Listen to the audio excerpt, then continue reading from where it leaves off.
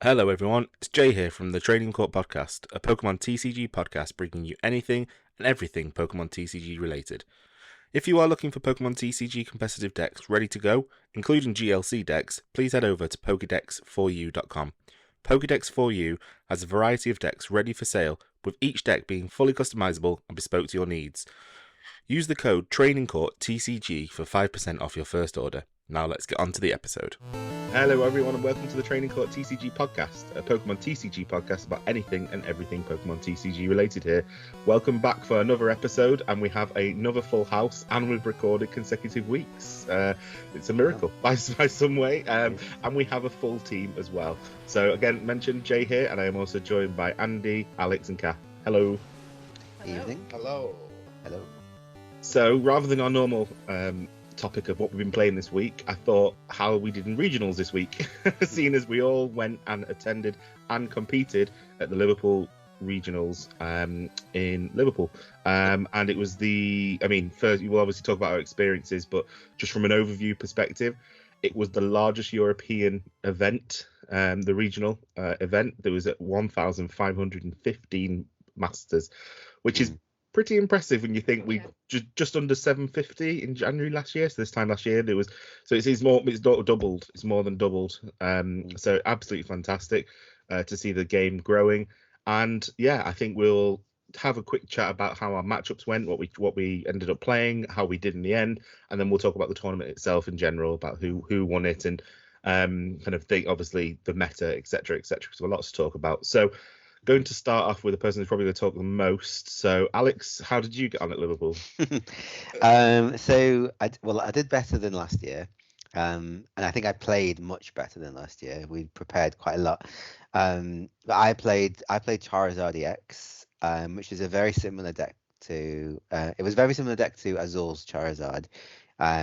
Except I played seven fire and 1 super rod. I just hadn't practiced enough with the 6 and the 1 by the time I thought about doing it, and we spoke about it the week before, and we thought that probably it was a bit too late to change to the 6 and 1 because I wasn't familiar with it. But I thought the deck ran well. There was only a couple of times where it bricked, so it didn't actually work for me. I thought that the deck actually ran and was consistent, which is good. It's what you want from a deck. But I started off. I won't go through everything, but I'll just go through the notable matchups. But I started off against Gardevoir, which historically is actually quite a bad matchup for me. But I did manage to win the first game. It was a fairly standard Gardevoir list up until the second game, when it actually turned out he bossed up my Pidgeot, put down the Luxray, attached the reversal energy, and I was like, took it out. And I was like, okay, so back to playing Luxray again, are we? And this was quite a close game, and I had a choice. He had a Gardevoir on the bench, and he had his Luxray with the reversal. He'd already gotten rid of another reversal, so I was thinking, I had Luminion on the bench. So I was thinking, do I take out the Luxray or do I go for the Gardevoir, who can probably knock me out? I thought, you know what? He's used his 2 reversals. I'm going to take out the Luxray because otherwise he can boss up my Luminion for game. So I took out the Luxray, and he had a 3rd reversal that he loaded up onto his Gardevoir and knocked me out for game. So I was not expecting the 3 reversal, but there you go. It kind of makes sense, realistic, if you think about it, because a normal standard Guardy list plays 10 Psychic 2 reversal, because the reversal's so key for Shining Arcana Guardy. So if you're adding a Luxray into the mix, you kind of probably need to have another reversal. So it's true. In hindsight, yes. I should have clocked on that. Yeah, definitely. And it was a good call for the meta, I think, with the Pidgeots and Luminions, everything. Next game I played against a Charizard and won, which I was happy about. Then it all went downhill, and my next game after that was Rapid Strike Urshifu, and I was like, I just didn't want to face. I actually won the first game. Shout out to Matt Byron for testing against me. I played against him, and I got rid of my choice belt early on. In the end, the choice belt would have won my game in testing. Did the same thing in Liverpool, except didn't get rid of my choice belt, and that won me the first game. So I actually won against Urshifu. But then Urshifu did Urshifu things and managed to turn to Yogulu. I just couldn't do anything. He TM Devo'd, and that was it. Then I played a Mew. Judge path, judge path, judge path, judge path. Lost 2 games very, very, very quickly. Then I played a Miraidon. I bricked. I scooped turn 2. He bricked. He scooped turn 2. And then I brick. And then he wins. so that was the Miraidon game, which can happen, I suppose. The next Miraidon I played, which was round 6, was a normal game. And I did really well. I won 2-0 against this Miraidon because you should be beating Miraidon as Charizard. And then next game, another Rapid Strike Urshifu. Between me and Chris Marley, I think we played all the Urshifus. I think we managed to hit all the Urshifus, did Urshifu things, and beat me. Then the last 2 games were kind of fun games, and I don't know if those that are listening, when you do bad at a tournament and you get to the end and everyone else is doing bad, it's a different kind of game where you're not there's no stress, like you're kind of having fun. They were like they're probably the most fun games because kind of everyone around was in the same boat and we're like we don't care anymore. But the 8th round was Swim Freely, the dugong that I think was made famous by Tricky Jim. I think he showcased it on his channel.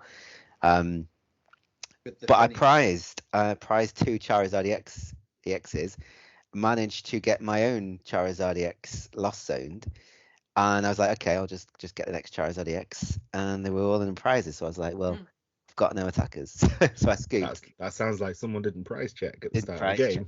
Didn't price check. And by that point, I was like, I'm not getting to AT, so what does it matter? I'm just going to go. But I should have price checked, and I do. I would say to everyone, even if it's your last game, still price check.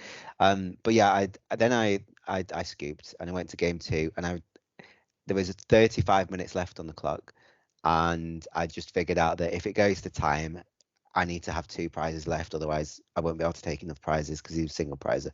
He was going so slow. He was playing so. I mean, I don't know if he was playing slow on purpose, but he was playing very slow, and I was kind of like, I was just literally attached to Charizard, take knockout, take for turn, draw for turn, knockout, draw for turn, knockout. That was literally my turn. Or draw for turn, boss, knockout, draw for turn, boss, knockout. That was my turn. And in the end, I managed to get a draw. Well, I won my game, and then the last game was against Iron Treads and the Aegislash. You know, the kind of Mimikyu kind of Aegislash, and he just couldn't set up. I have played against it on the ladder, and it has beat me before. Because if they set up and you don't have an answer for the Aegislash, because you can't knock it out with Charmeleon. I guess we play the Radiant Charizard now, so it's not so bad. But it wasn't a very good deck, to be honest. I don't think it's probably why he was in my pool of players that had lost as many as I had. But in the end, my record was 3-4-2, so 3 wins, 4 losses, and 2 draws. I think the only game that I think I could have won and should have won is the Miraidon, where I brick, he bricks, I brick, and he actually bricks as well, and we kind of go to the end. I tell you what, I realized this very recently. I tell you what lost it for me is because he promoted a Spiritomb and I knocked it out, and I went to 1 prize and he was at 1 prize. He Ionos me to 1. He goes to 2 prizes. Sorry, Ionos me to 1, knocks me out. I promote the Radiant Charizard to his Raichu. All I need is an energy. Yeah. I top deck an Iono. I was like, right. The Iono off an Iono. And I was like, right, all I need is 1 more card then. So Iono myself, pick up a Battle VIP pass. My next card was the energy. So if I hadn't have taken the Spiritomb, I would have Ionoed myself to 2 and got the energy. So I shouldn't have taken the knockout on Spiritomb. And that's the moral of the story. Don't take a knockout. You don't need to. Fair enough. That's my run. Yeah. Fair enough. Kath, how was your run? Good. Won 3, lost 5, and then just did not want to play that last round. I know everyone was trying to G me on to just play it, but I had absolutely had enough losing anyway. I'd done enough. Yeah, I think the losses, to be fair, served me quite well, because then I was up against some decks on the meme end. What did you play? Sorry to interrupt you. What did you play? I played, first round was a Miraidon. No, what was your deck? Oh, my deck, Mew. Fusion or DTE, sorry. Fusion. Okay.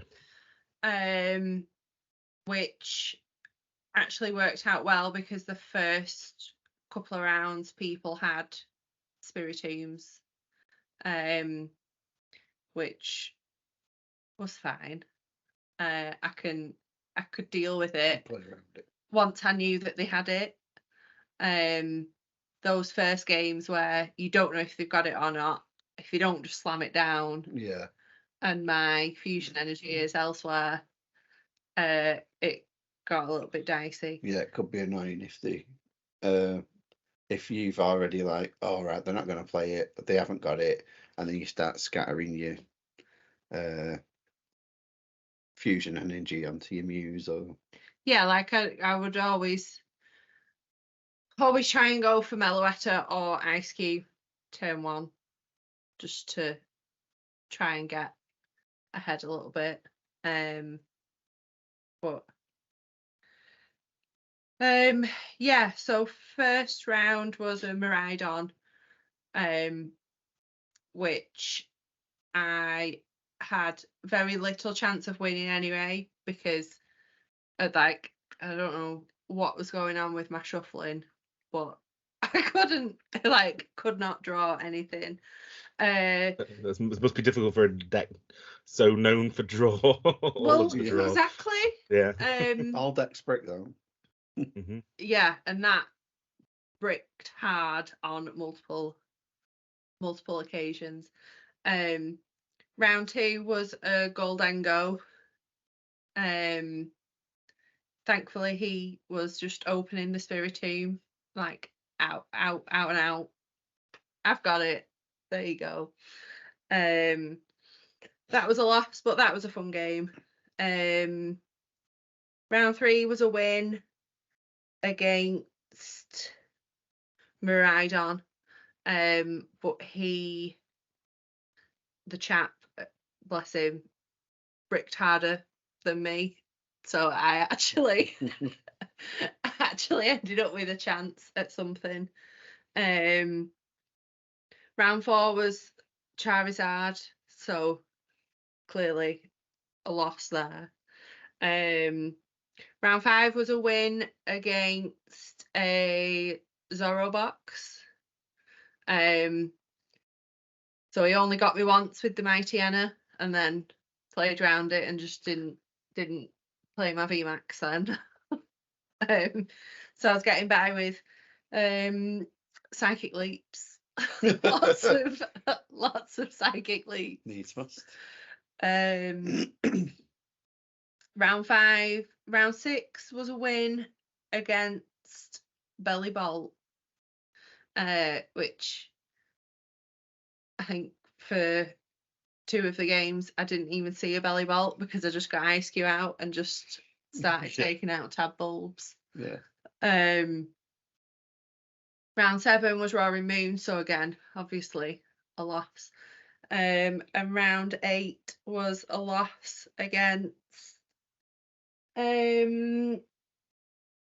Miraidon with a Drapion. So she saw me coming a mile off with my Mew mat, and got the old Drapion out on me. But like, as you guys know because you were there, I don't know if it was just because, well, it was because I'd not played much, particularly in real life. So a couple of times it was just misplay City. Just going in and getting 2 Pokemon off a Forest Steel Stone and just not bothering with the battle behavior. Expediting the turn. Streamlining. Call it streamlining. Yeah, streamlining. Yeah, and it's just that thing where you see the play and you've already played it in your head, and your board catches up, and then it's like, oh shit. One time I shuffled I say my hand, it was one card, shuffled that in on an Iono that I'd played, and yeah, I couldn't remember the card anyway, so that I was nearly flipping the table at that point. It's just it's a lot of rounds to play when you've not practiced, so anyone listening that's planning to go to a competition like this, practice. Yeah. Are you going to heed your own words? Probably not. Probably not. But yeah, it's like it's a good experience though, isn't it? It is a really good experience, and I'm glad that I got to do it this year. Now my RK9 account's set up properly. But yeah, it's a long day. It's really hot. I just needed like a chocolate bar and a coffee, and you just don't have time to think to get those things in between, especially when the games run long. You know, if you run into time and into turns and you need to pee, like you've just you're struggling for time, and there was no lunch break, especially when they say there's no lunch. There's no lunch break. That was an interesting it's really one. Like you have to stay hydrated, but not too hydrated that you're having to go to the toilet every 5 minutes. And then run outside to get signal to get your pairing. That was shocking, wasn't it? Yeah. We'll touch on that, I guess. Yeah, no, definitely. But yeah, I think I had a good run considering my lack of practice, and it was a new list of Mew that I'd not played that much. And I did miss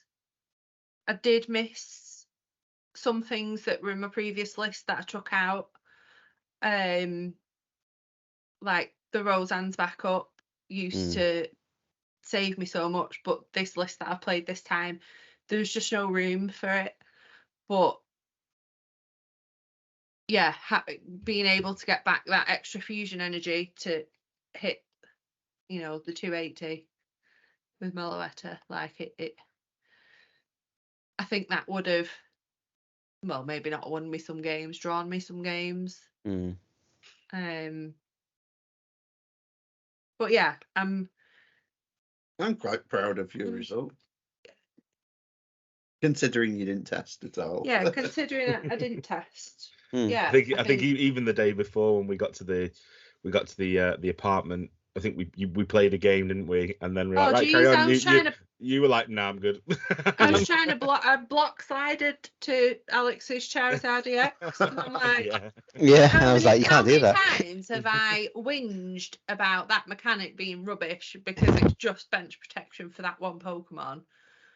It's actually quite handy, to be honest. and I still did it. We live and learn, don't we? We live and learn. But yeah, I think, no, brilliant. Okay, Andy, how did you get on? So my morning started a bit more stressful than a bit later than everyone else's morning. I forgot about this. To be honest, so picture this: we're walking to the venue. I'm thinking, what I'm going to do is I'm going to load RK9's website in advance. So when we get there, I just literally have to refresh and I'm on the page. So I get the page up and it says registration closed. No debt list. No, yeah. And I'm like, what? Huh? So the night before we made some final changes to Giratina. And I literally just clicked submit and then carried on playing. Then obviously I've not clicked the competition and then submit. So I spent the first part of the morning trying to get that sorted and get playing into round 2. So I took a forced loss round 1, which I'm kind of glad because round 1 was carnage to try and get your pairing. Yeah. And I'm kind of glad I missed that. But yeah, round 2, I was back in. I played Charizard. I don't recall anything memorable from that match. I won, but there wasn't anything. I didn't make any stellar plays or anything like that. Second match was Miraidon, and I think that one I did get whooped 2-0. After that, so we're in round 4 now. I played a Chempao, and I won that one 2-0. Actually, the poor girl was feeling pretty unwell actually the second round, second game. So she, towards the end, I think I had like 2 prizes left and she had 6, and she just was like, I'm gonna go. She wasn't well at all. Get an early lunch because there was no bloody lunch break. Yeah, she wasn't too well. So then round 5, I played the mirror and I won that. I did that match. I did get a 2 prize penalty because I retreated twice and flower selected. So I kind of ruined the board state. So 2 prize penalty, but luckily I managed to win that game. And then I went on a bit of a lose streak. I lost the next 2 games to a Charizard and a Goldengo. I know that I knew I was getting tired at this point because at the 7th round, I could tell like I was just like shuffling wasn't as good because I just like cards. I think at one point the first game I didn't get a comfy out until turn 3, and then the game after, which I faced another mirror, I didn't see a comfy. Like the first round, I didn't see a comfy. Like probably like 5 turns. I was just like, where are my comfies? I spilled my cards a couple of times. Could you just like what? Then that you dropped and then. Yeah. So round 8, another mirror, took a tie. I think I really should have won that, to be fair. But the last 2 games I had both went to time and like turns. Luckily with that, I kind of denied him the win to get the tie. It's a bit shitty, but I denied him the win to get the tie just by retreating my Giratina V-Star and putting up a 1 prize, and then it was his last turn, so he couldn't take 2 prizes. So, and I Roxanned him as well, so he couldn't take 2 prizes. And then the last match was Miraidon, and that was another tie. I think I played well that one, but I just like I remember he got I think I won the first one, he won the second one, and the first game he got a 2 prize penalty. For what was it for now? I can't remember. I think he drew under path. I think he used restart, was it? Yeah. Under path, and I think he tried to. He was kind of like, "Oh, okay, I'll just put it back." I was like, "No, unfortunately, that doesn't work like that." Yeah. But I think he won the second one, so that ended up a tie. And overall, I was in the same boat as Kath. I'd not really tested, although I am your record, quite. Sorry. So record was 3-4-2. 3-4-2. Okay. 3 wins, 4 losses, 2 ties. And really, I think I should have won. I should have won those ties. I think. Yeah. It's difficult, isn't it, when you're in the time constraints? 50 minutes. Yeah. Sounds a lot of time to be playing Pokemon, but you got to remember, everyone's first turn. The amount of prize checking you do, unless you're Alex, the amount of prize honestly, checking you do. Most of my games went to time. Yeah. Because one of the mirrors, because we'd got the 2 prize. I'd got the 2 prize penalty. We had 5 minutes extra.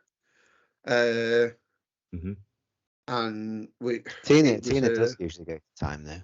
Yeah. Well, yeah. So yeah, we had 5 minutes extra, so it went to the 5 minutes, and then turns, and then I'd won on the final turn pretty much. Okay. So it's a long day. Yeah. When your games all go to time. Yeah. No, definitely. I didn't have any of my games go to time actually. All my games either finished or we actually managed to finish 3 games as well. You didn't play well enough. But your opponents did. I played against one Guardian, didn't play against any lost bucks. Yeah. It was overall. I think I'm kind of happy with my result, considering I didn't test. Imagine if you both did test. You might have done this, to be honest. I suppose it is. Yeah. Well, I mean, imagine if we did test and I've lost 8 rounds. It's like roulette, isn't it? It's soul crushing. Yeah. Very true. Very true. No, so I mean, overall, positive. It was a positive experience, and I mean, a lot of the decks that you said there, both yourself and Kath, and obviously Alex, they're pretty much, apart from the Swim Freely deck, they're all pretty much meta decks, really. Obviously, a lot of Tina, a lot of Don. Obviously, Kath was playing Mew, etc. So it was quite interesting. So in terms of my record, I basically managed to get to 404. So I'd won 4, lost none, and drew 4, tied 4, if you want to say that. And I basically had a winning in round 9, and unfortunately I lost my first ever winning in. So I was pretty deflated and pretty gutted, but I was also, in hindsight, look back and think I was quite happy to get to that position. My main aim was to get day 2. Obviously, I think everyone's main aim is to win the tournament, but you have to also be realistic as well, because there was some phenomenal players out there. There was some absolutely incredible players out there. So my main aim was day 2. I fell just short of that, but my minimum aim was to get points, and I managed to come in the top 20% of players in Masters and get 20 CP. So I managed to get points at the regionals. I think I came 305th out of over 1,500. So I was quite happy. In terms of matchups, I played a wide variety. I played the same as Al. I played Guardi in game 1, and that came to a tie. And I think I played that really, really well. It's just the Gardevoir player got it in the last turn. They literally went to turns. My last turn was, I knew that if I took the knockout on a 2-prizer, I think I won the first game. And I needed really to, obviously Guardi takes a long time, and he hit the nuts in game 2, round 1. And basically I just kind of stalled him. He was ahead in prizes, and in the end he only needed to take 1 prize, and I put up a Charizard EX fully loaded, and then I counter captured up his Greninja. He had all his energy on board. He had 9 energy on the baby guard. He had 1 energy on the Guardi EX, and he'd already used a reversal energy as well. And I owned him to 1, and basically prayed, because that would have been my first win, and he top deck reversal energy. Oh no. So he basically just top decked the reversal energy, and was able to get it out and then take the knockout. So that was a tie. I then played Miraidon, which I won. I then played Tina. It's the only Tina I played the whole game.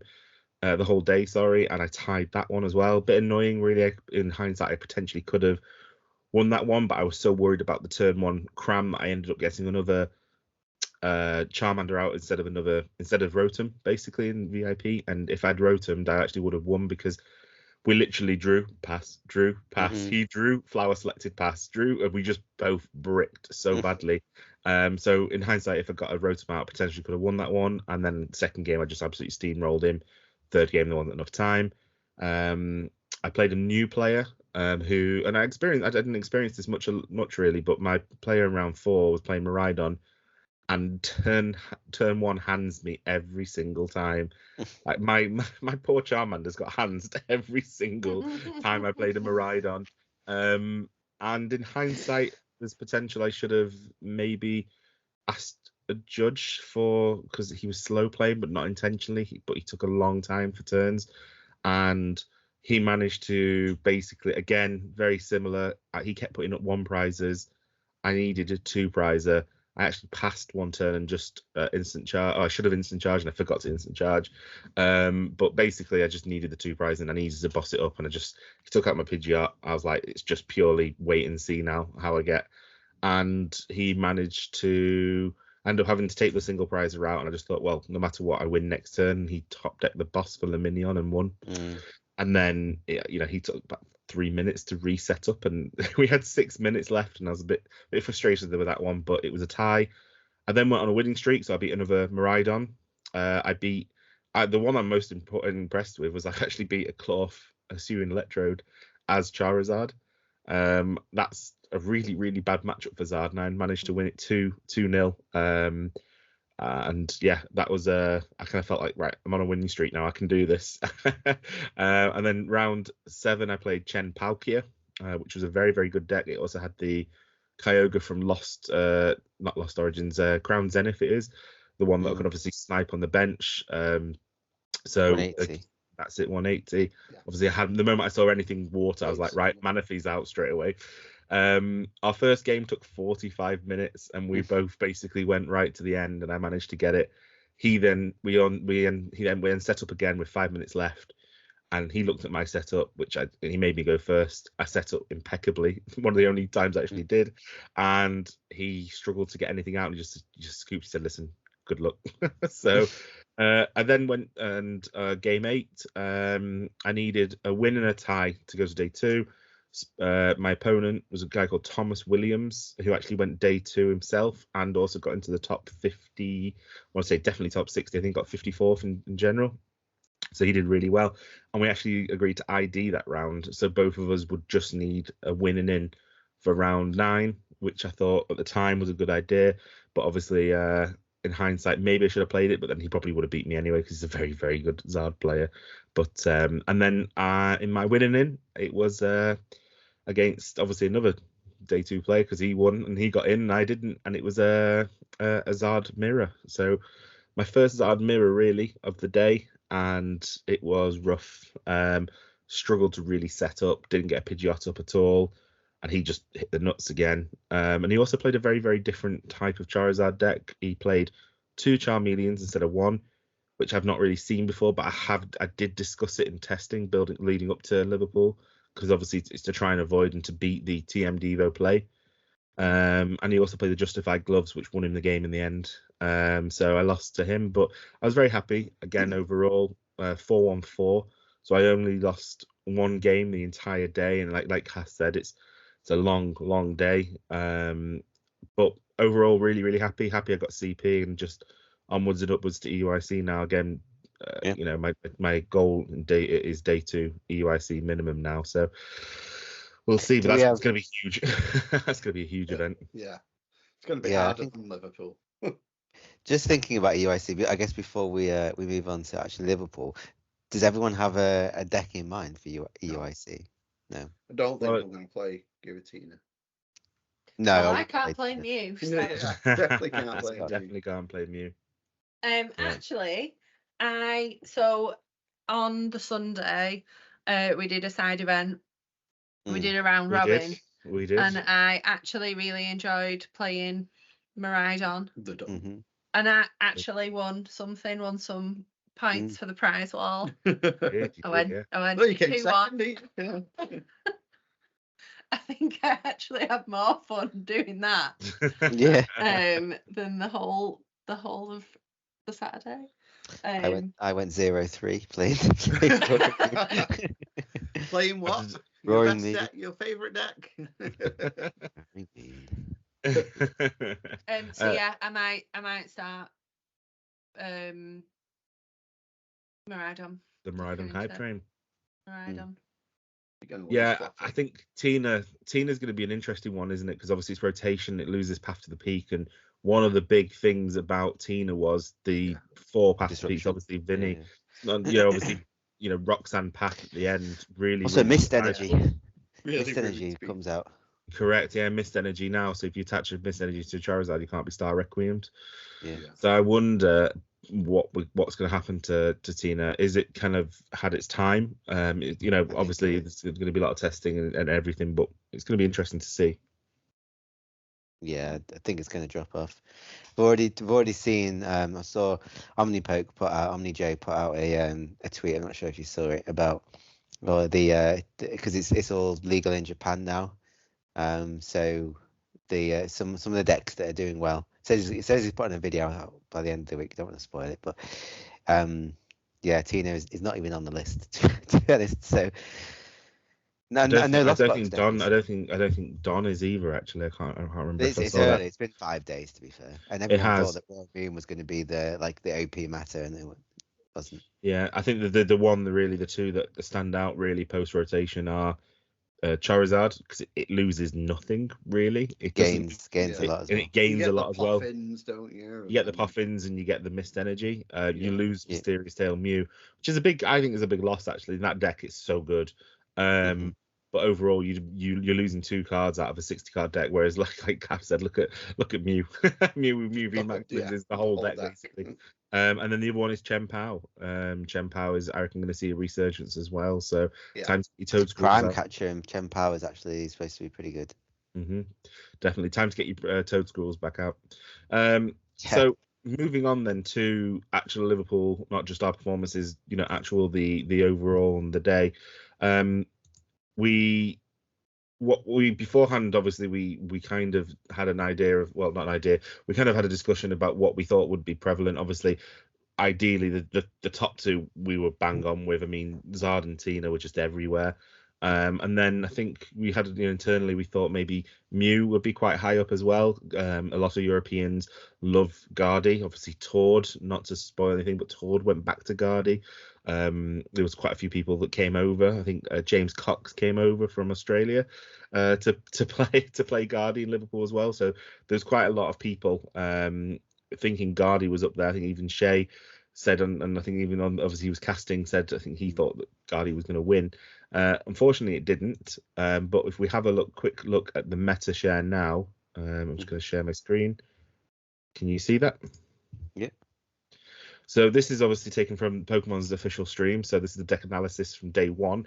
So like I said, obviously over 1,500 masters. And surprise, or no surprise, Charizard was there at number 1 with 17% of the share, so 251 decks, which is a massive number when you think about it. I mean, 17% of the entire haul was Charizard. That's mental. That's absolutely mental. But I think the biggest one that shocked me was Maridon in number 2. So Maridon had 12% of the share. Because it has a good matchup into Tina, and I think people were scared of Tina. Tina's a hard deck to play as well. I think it is a very hard deck to play. But obviously, Lost Tina then came in at 3rd place, so 12% of the share. So I know it's the same as Maridon, but it had 176 decks, so 7 short of Maridon.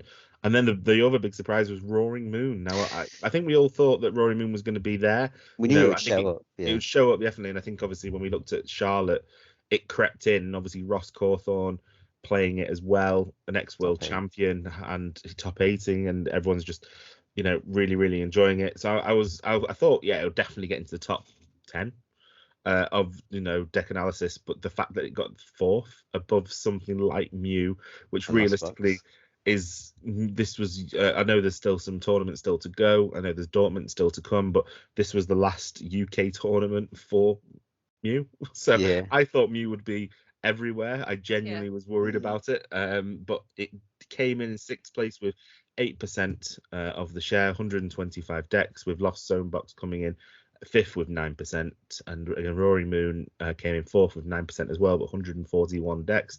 So 10 more than Lost Zone. So I think people are just they're just starting to understand what deck, like I think Ross Cawthorne, I think he's almost cracked what Roaring Moon should be, and that it should be 3 research, 2 Sada, and not just 4 research, and not just 4 Sada and the rest items. I think like we're starting to shift, like with Miraidon. When Miraidon came out, remember everyone was like, this is mid Miraidon, it was the name. But now since the tag team group started using Miraidon at tournaments, they've shown how good it is. Peony is really good in it as well. So I think it's only time, and I think with Roaring Moon for it to kind of become a staple. We'll see anyway. We'll definitely see. Yeah, 100%.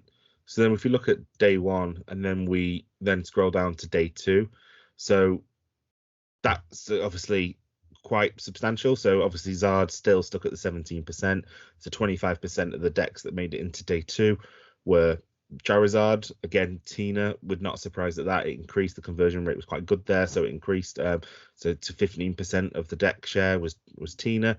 But then Gardevoir came out of nowhere, absolutely out of nowhere, and I think that's the big shock for me, that there was none in. Well, it was on the infographic, so it's not on the infographic, but it was obviously in the top 10 decks of the day, but it wasn't in the top 6 and in the infographic really. And I was very, very surprised at that, because given how good Guardy is, and like I said, Tord, although he moved towards Tord Box, we call it. He went back to Guardy. Like I said, a lot of high profile players play Guardy, and it's such a good deck. I mean, I played it in the side event that we spoke about, that Kath mentioned earlier, and I thoroughly enjoyed it. Like, it was so good. I really, really enjoyed it, and I went 3-0 with it. So and it just had the answers for everything at the time. I know it was just running hot that day, but I don't know if I could. I don't know. I did feel like the good thing about the Pidgeot EX is just literally what you want, go and get it. So exactly, it felt a bit weird, boss. Yeah. But sometimes you just draw into it naturally with Gardevoir. So you do, yeah. And then obviously Mew Vmax with 11% in the fourth most played deck in day 2 with 16 decks. Roaring Moon, again, still sticking around in the infographic with 9% of the share in day 2 with 13 decks. And then Lost Zone Box with 8% of the share. So, yeah, I mean, we probably best talk about who actually won the tournament, because I think we've confirmed it wasn't us. But to cast a delight, there was actually a Mew winner. So Fabrizio. Although you say that to my delight, I'm pretty sure I guessed that Miraidon was going to win. Yeah, I'm pretty sure you didn't say Mew. I can't remember. I think I said Mew. Did I say Mew? I'm pretty sure. I'm very upset that I changed my mind. Oh God. But I can fine, imagine, whatever. yeah. But yeah, sorry, can you see my screen? Yeah. Yeah. Yep. So as mentioned before, Fabrizio Inga Silva came over from Peru, and he won Liverpool with his Mew deck. Going to have a look at the list. I mean, overall, Mew is Mew. There's kind of like a set amount of cards, etc. So this is pretty much the DTE Mew. However, it is running it's very similar to the Ian Robbs list, whereby it's running 1 Lesser Sparkle, 2 Fusion Energy to get through that Spiritomb draw, which I think is a good idea. Yeah. Running the 4 tablets, the 4 paths, the 4 Ultra Balls, the 4 vacuums, etc. It's actually crams down to 3. It's got a couple of switch outs as well, which is always good, and the Seal Stones. Playing 3 Path to the Peak, 1 Lost City, and I quite like that actually. So it is respecting some of the Guardy matchups and some of the Tina matchups as well, because obviously Tina's runs 3-3. If you get a couple of those Tinas into the Lost Zone, the kind of deck falters almost. But overall, it's just a solid deck. Nothing massive there that I would say, oh wow, that surprises me. That's the tech for the day, etc. But I mean, overall, really, really, really good play. If you actually look. it would, because they're taking it to going to Cath. What do you think about that Mew list compared to how you played? Would you play something similar to that, or do you still prefer your Mew list? I'd still always want to play Meloetta and the 4 Fusion Strike Energy. I just think that if you've got that potential to take that turn 1 attack and potentially a knockout if you've got 3 Fusion Strike Energy against pretty much anything that could be there. Mm-hmm. Yeah, I think that opportunity is always worth it. Yeah. Yeah. I mean, if you look here, but then I didn't win, so yeah. What do I know? But if you do look at Fabrizio's run, bloody incredible. It's all Charizard and Rory Moon. Basically, yeah. He had a real difficult path. What he should lose against. But that's the thing. He had a real. I don't think it's unfavoured. I don't think it's unfavoured. I don't think the DT Mew is unfavoured against Charizard, to be honest. I think it's actually favoured. Judge Path, if you can get rid of the Pidgeot, and Judge Path really shuts you down, shuts the Zard deck down. So that is it. But I mean, if you look here, he played 1, 2, 3 Charizards. He beat 2. And bear in mind the 2 that he 4 Rory Moons as well. 1, 2. So he beat every single. Sorry, he played 4 Zards. Apologies, I can't count. So he's played 4 Zards. Two of the ones he actually won, if you look at the names, is Stefan Ivanov, so not an easy player, not an easy player to beat, and also Kaito Arai, who is a really good Japanese player who comes over to these tournaments, and his list is cracked. I love his list. But he beat those 2. He lost to a Charizard in round 6. But again, you just look at the amount of Rory Moon as well, and logically that should be a rough matchup because all they need to do is take 2 knockouts really. You need 2 frenzied gouging, and he beat Andrew Swan, Robert Kimbrum, Andrew Swan again in day 2, and then Josh from Zapdos TCG, who was on an incredible run as well. So he did incredible. He beat Brent as well in day 2 before beating him in the final. He beat Brennan Cameraman, who's on a phenomenal run. He beat him twice. He hit the nuts. He played 2 Goldengo at the start as well, and he also played another Atherton as well at the bottom. Not me. No, not me. I would have absolutely just left. Gone home. But he's I mean, that wasn't easy. That was not an easy run, and he navigated it incredibly. Winning 16 of his games and losing twice over 2 days is pretty impressive. Yeah. But then, in hindsight, if you do look at Fabrizio and his record, he is on a hell of a run. So it goes back to November 22, where he came 32nd in LAIC. He then he's been going to quite a lot of the American and North American regionals, because I believe the Latin American circuit hasn't got its own, apart from LAIC, it doesn't have its own, or it hasn't have decent amount of regionals. So so a lot of the Latin American players have to go to travel. Yeah, have to basically travel. So, he has 1, 2, 3, 4, 5, 6, 7, 8, 9, 10 entries from November 22 in Limitless. 7 of them are with Mew, so he's pretty consistent with Mew, and his finishes go from 32nd, 38th. He came 3rd in Santiago Regional. He came 72nd in NAIC last year. He came 52nd in Worlds over in Japan.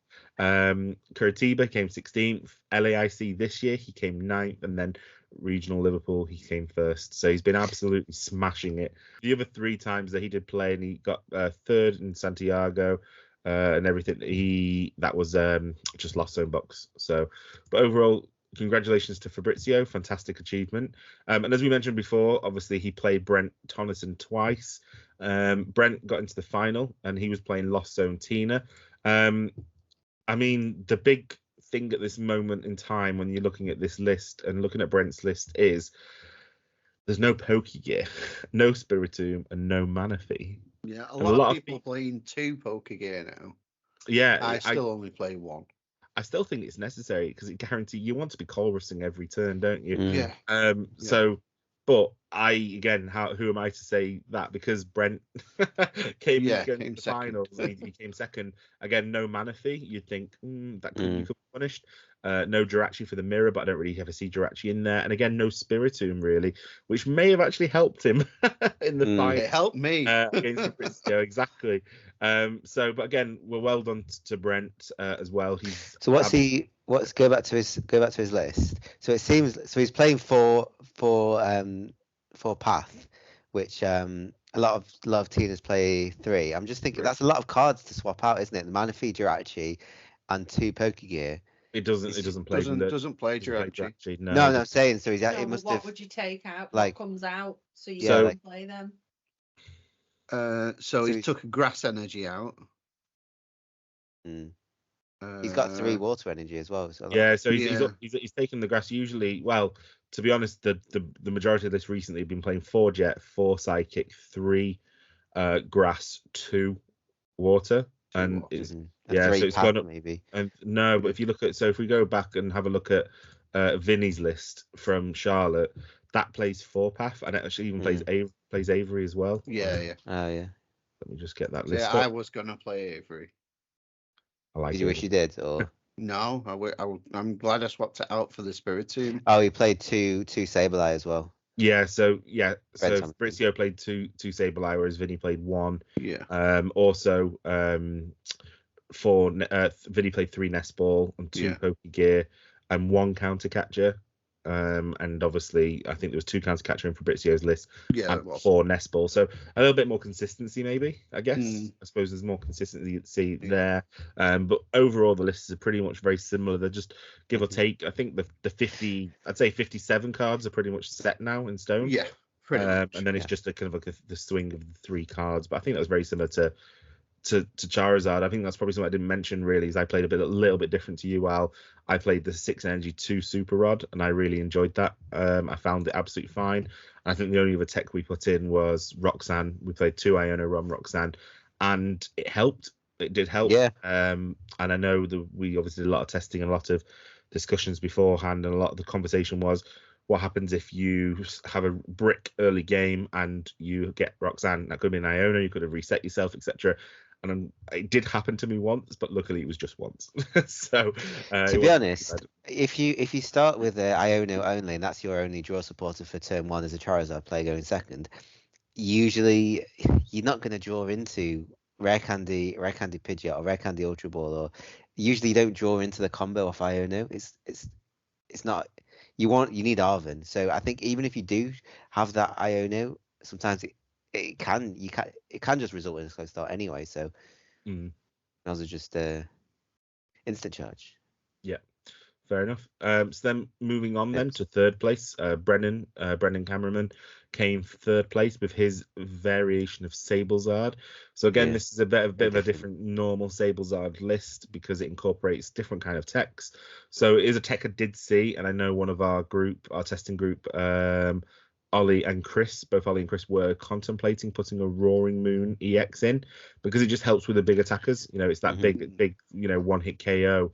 And you can pretty much usually get it off 1 Mirage Gate and attach return, Jet Energy, or, well, you need to, it's 2 dark and 1. But yeah, you know what I mean, though. So you can basically get the big taps off. And then the other was the Pidgeot V with Vanishing Wings. Obviously, that's helpful for Forest Sealstone plays. So it was playing the Forest Sealstone and the Mawile. So we've started seeing that become common again. A couple of times it's been included in decks. I've seen it. I think Al, you saw it in a Mew in a league before Christmas. It was a Dreepy, but similar. It was a Dreepy. Sorry, it was a Dreepy Mew. Yeah, but obviously Mawile was the big thing leading up into EUIC last year, where everyone's like, it's the secret that everyone knew. Yeah. The tempting trap was obviously it keeps people in there. I don't actually know the benefit of it in the deck really, unless you're going for a win or a tie. I'm not 100% sure. I also, what I've thought about with Tempting Trap is the next turn the Pokemon takes 90 more damage, so maybe you could one-shot a Charizard EX if they can't boss, or something happens where they have to knock out the Mawile to progress. You can actually take the knockout of the Charizard EX with the Radiant Charizard in one hit. Yeah. Yeah, Maybe I suppose that's a late, that could be a late game attack as well. Yeah, no, yeah, that's true. But again, congratulations to Brennan. He's on a hell of a run this season. I mean, if you look at his finishes of late, obviously third in Liverpool, came 38th in Stuttgart, 64th in Gdansk, and then he came obviously 5th at LAIC as well. So he's on a hell of a run this season. So well done to Brennan. And then rounding out the top 4 is Nicolaus Kristen, who Snorlax stall. Snorlax stall. Yeah, it is what it is. It's a stall deck that no one wants to play. I'm not going to say any more about that. But congratulations to Nicholas. And then kind of like the top 8 was Lawrence Van Brecht on the Charizard. That was the only player to actually beat Fabrizio with Zard, so that's quite interesting. You got Magnus Pedersen, who was playing a Lost Pile. So again, that was quite an interesting one on stream, wasn't it? Because Magnus played Brennan, and it was like which one's the better one, and both of them were pretty it was difficult because obviously Magnus's deck had Roaring Moon, but it also had Iron Hands EX. So again, it's ideal to take those 2 prizes, and it was a very close game.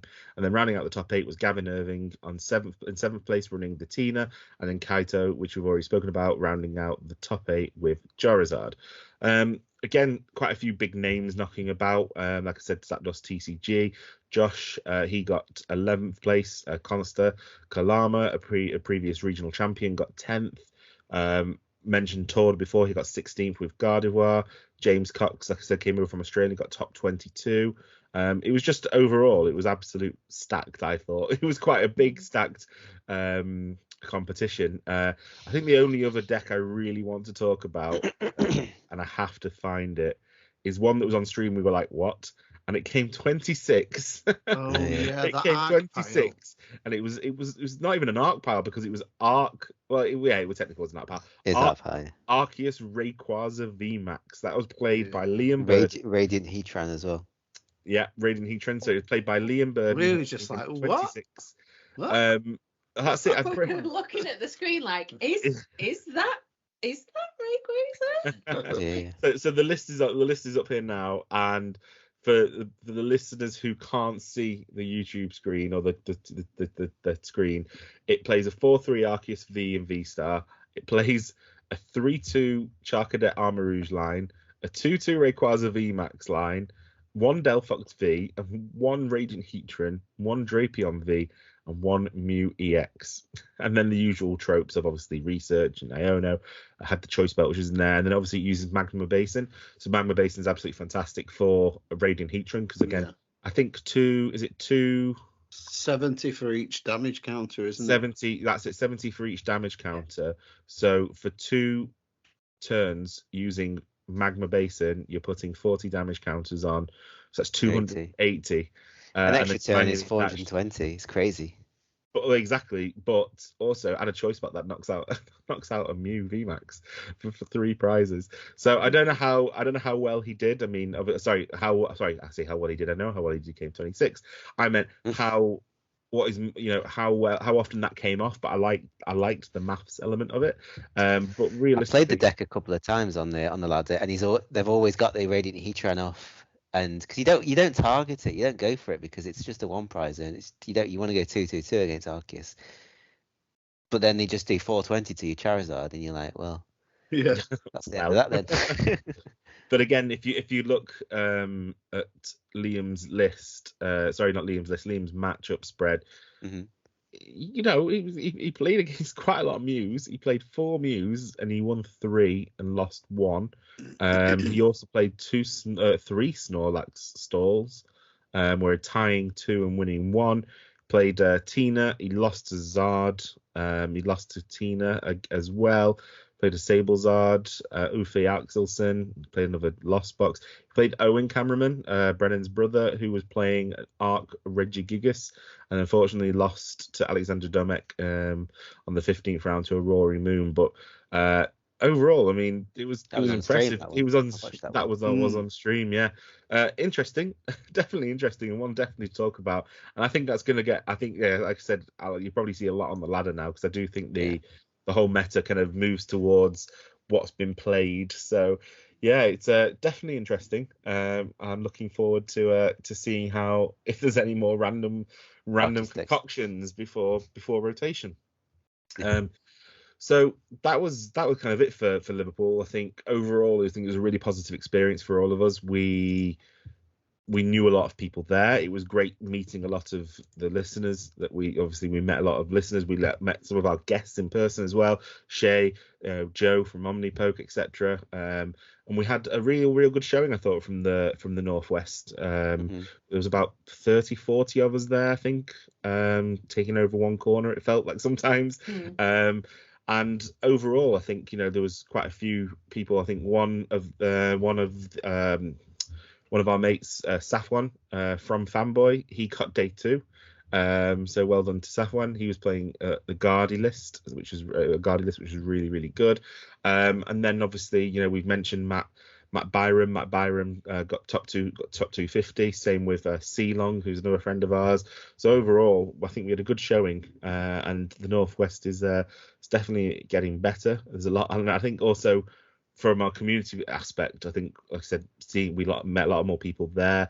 We saw a lot more, and it felt like more like a community. I think last year there was just us 4, really, or 3, because Kath didn't. Well, Kath did. Well, yeah, she came to. Just keep rubbing it in. Sorry, reminded me. It's fine.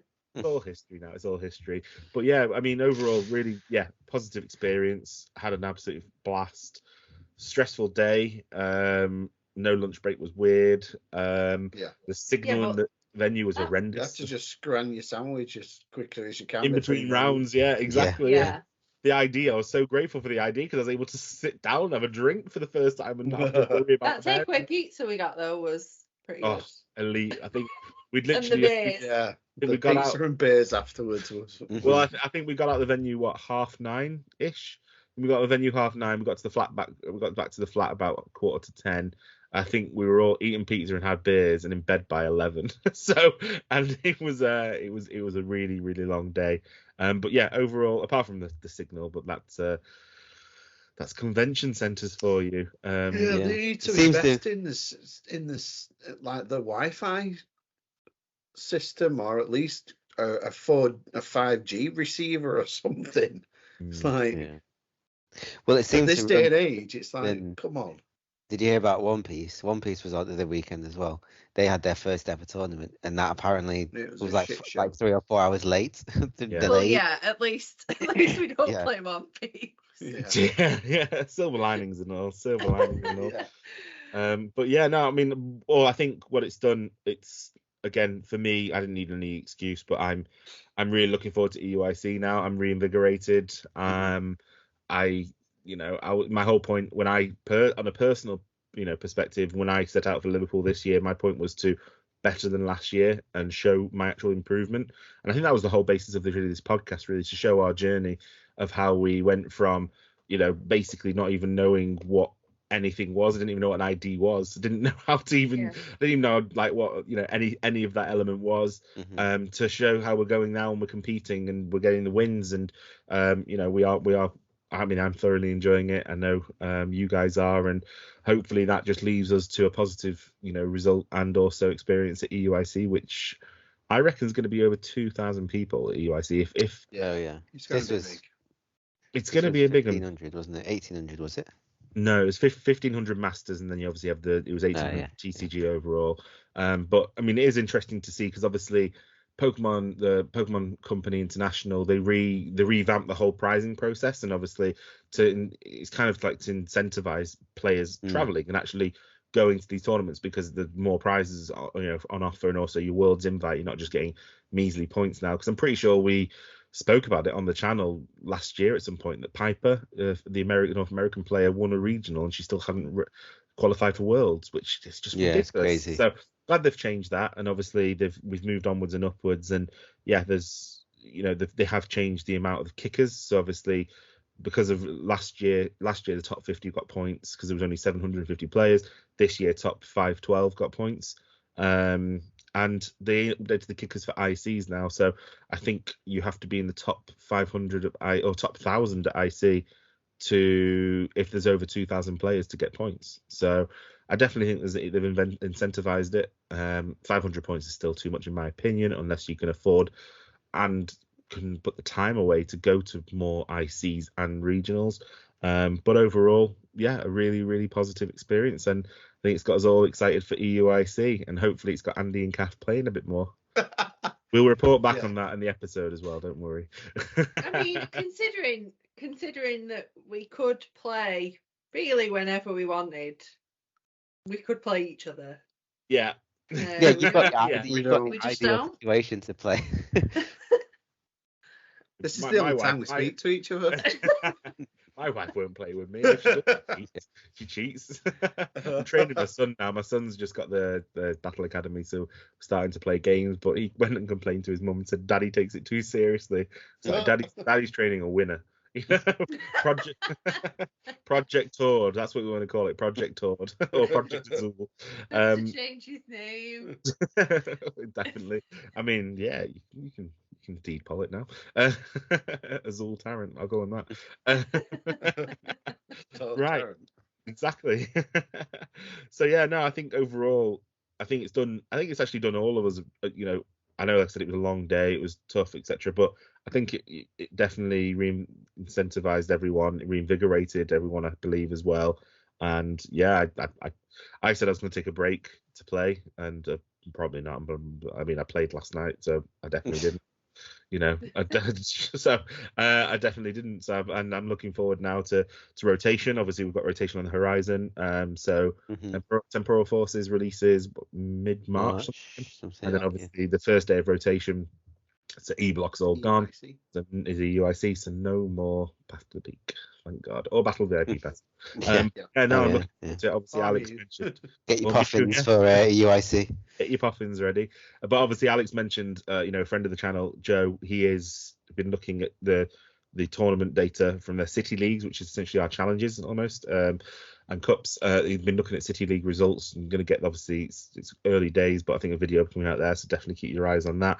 And yeah, we start planning and testing for the next format. But before we do that, we still do have tournaments still in this format. So I mentioned Dortmund still to come, and I'm pretty sure, if I'm correct, there's a tournament this weekend in America.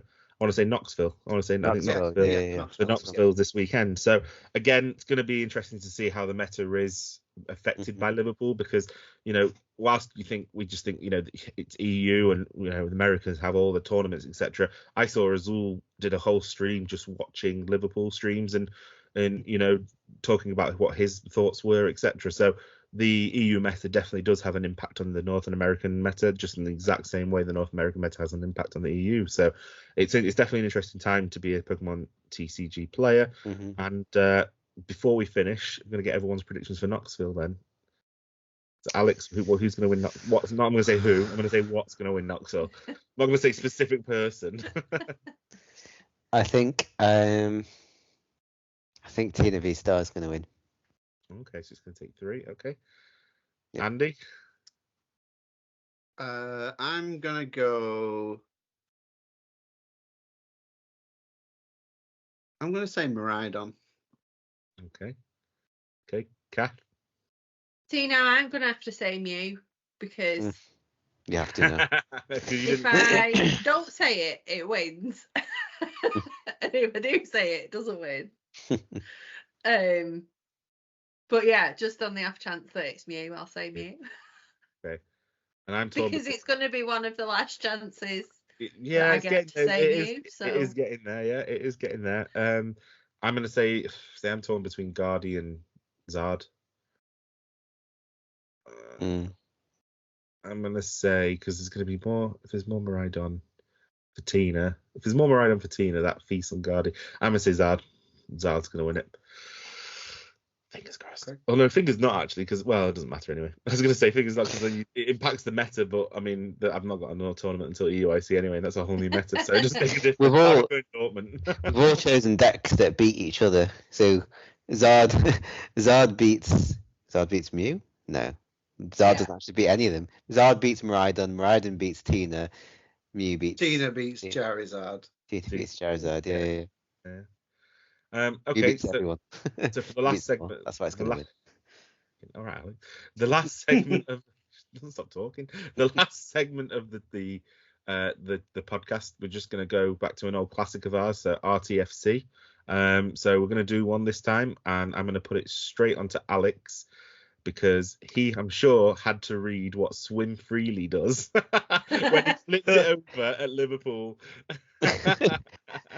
I didn't actually. I actually knew what the deck was when I saw it because I'd watched Andrew Mahoon's video. But I do actually have another RTFC that I just saw on Twitter that I didn't actually realize. So it's TM Devolution on a Charizard, Radiant Charizard. TM Devolution. TM Devolution. It could be TM Devo, it could be TM Evo, to be honest, any of them. But the point is that when you put a TM Devo, a TM Evo, or any TM card that requires energy, if your opponent has taken one prize, you can use TM Devo for free on a Radiant Charizard. If you start with a Radiant Charizard or you have a Radiant Charizard and the opponent's taken one prize, you can use the TM Devo or TM Evo for no energy. Is that written on the card? The card, Radiant Charizard. Would it work on Cramorant as well? Works on Cramorant as well. Yeah, that's how the TM, the new one, the Crisis. Yeah. So, the Pokemon's attacks cost. This Pokemon's attacks cost colorless less for each prize card your opponent has taken, and then the TM evolution is an attack that the Pokemon uses. Yeah, it's one. One colorless. It's cost. one colorless cost. Huh. So it actually does work. Yeah. So is the RTFC the Zard or the Devo? It's got to be the Zard then. It's the Zard, yeah. Or both. But it's a combination. Yeah. Well, it's an interaction. It's kind of an RTFC, but it's kind of not. But it's an interesting interaction. It's a hybrid. It's a hybrid. I had something when I was playing. I was playing the mirror, and when I got the. No, it wasn't the mirror. Basically, the other person had a prize penalty, so I only had to take 2 prizes of the 4 I had left. And then he used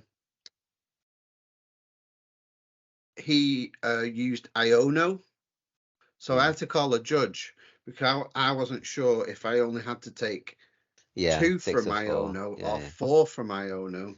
Yeah, it's 4. I didn't want to take 4 and then call a judge and then I get a prize penalty. Yeah. So yeah, it is just the prizes remaining, which was 4. Yeah. It's so you can't do a sudden death, or you can't. Yeah. And then you can just use like Roxanne or whatever, like turn 1. Yeah. But I've used Roxanne in sudden death before. Yeah. Fair enough. Why not supposed to? I had quite a few people picking up Box of Disaster. Oh yeah. Really? Still. Still, yeah. And Ice Cube, to be fair. Yeah. Probably. Yeah. Well, good some job of they them picked went it up and got before they set up, Manatees. maybe. Some of them didn't. All right. I need that card back, by the way, for my master set. Yeah. Yeah. We'll talk about that offline. It's fine. We'll take it offline. Yeah. Take this outside. Cool. Right. Well, I think that wraps up for this week's episode. Obviously, I think we're kind of we've hit the year mark, haven't we, now, of the training court? So it's we've come a long way. We've released a lot of episodes. We've spoken to a lot of people in the community, and I think we're here's to the next year of training court podcast. So if you want to keep in touch with us on all of our social channels, the best place is on our Twitter or X channel, which is @Training Court. We also have a Instagram page, which is at Trading Court TCG. The best place to catch us is on YouTube, so type in Trading Court TCG, or the tag is at Trading Court TCG. We also release on iTunes, Spotify, and all the various platforms. So the best place to again catch us is most probably on our Podbean, which is the trainingcourt.podbean.com, or on the other platforms, and just type in Trading Court TCG and you'll find us. Whilst you're there, give us a like, subscribe, give us a review, let us know what you like, what you don't like, and any ideas for future episodes. But again, it's been Jay here for this week, and I've been joined by Andy, Kath, and Al. Again, thanks guys for joining me, and we will see you all next week. Take care. Bye-bye. Goodbye.